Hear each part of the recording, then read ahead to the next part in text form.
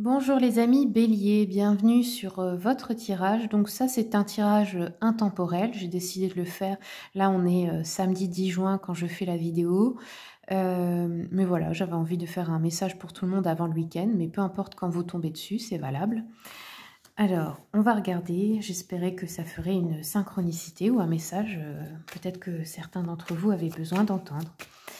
Allez, on commence avec les rêves enchantés de Lenormand pour les béliers. Qu'est-ce qui vient à vous, amis béliers?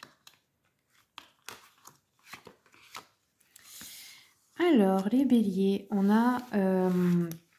ici, on nous parle d'amour avec les signes de relations amoureuses ou de partenariats importants entre âmes sœurs, mais aussi peut-être professionnels. Mais c'est quand même un couple qui est représenté ici, donc votre vie amoureuse, même si vous êtes célibataire, hein, la vie amoureuse est en jeu, on a la boussole.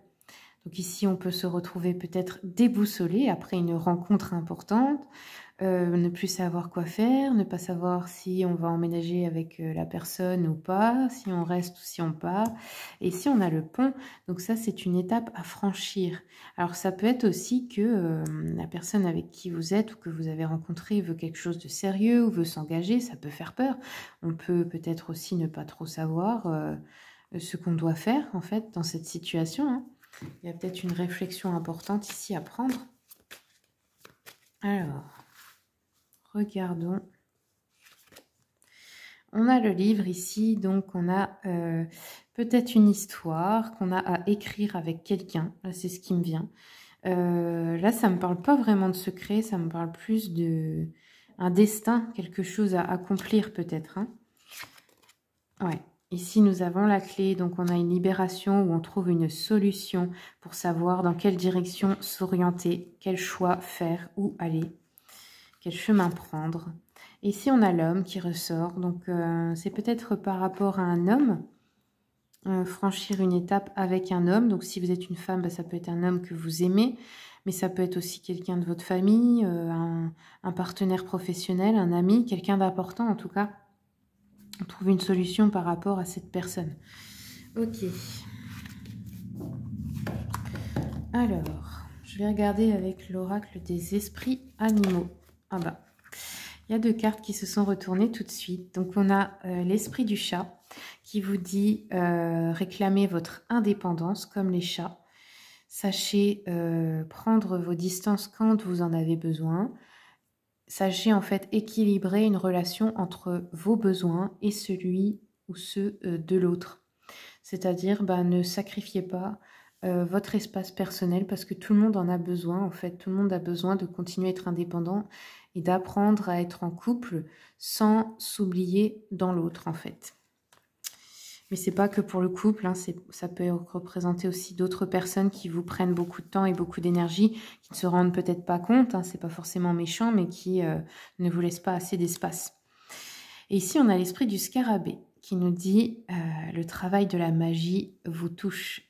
C'est-à-dire, alors ça peut être aussi des signes, hein, si c'est après cette vidéo, vous voyez un chat ou un scarabée, ça peut aussi confirmer ce qui vient. Et qu'est-ce que ça veut dire? Eh ben, ça veut dire que la magie, qu'est-ce que c'est? Alors, il y en a, ils sont un petit peu les fanatiques religieux ou les gens un petit peu limités, là, qui croient que c'est tout de suite le diable, mais non, tout le monde fait de la magie. C'est l'âme qui agit, tout simplement. Les alchimistes le savent.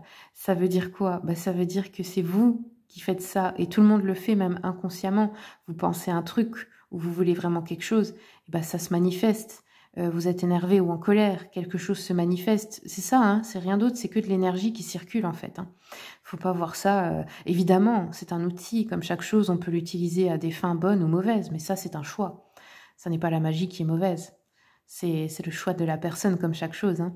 Enfin bref, en tout cas, on vous dit que ça marche pour vous, là, que quelque chose est en train d'arriver, quelque chose de magique que vous avez provoqué ou peut-être demandé. Alors, on va terminer avec le Witchy Cauldron. Quels sont les messages pour les béliers?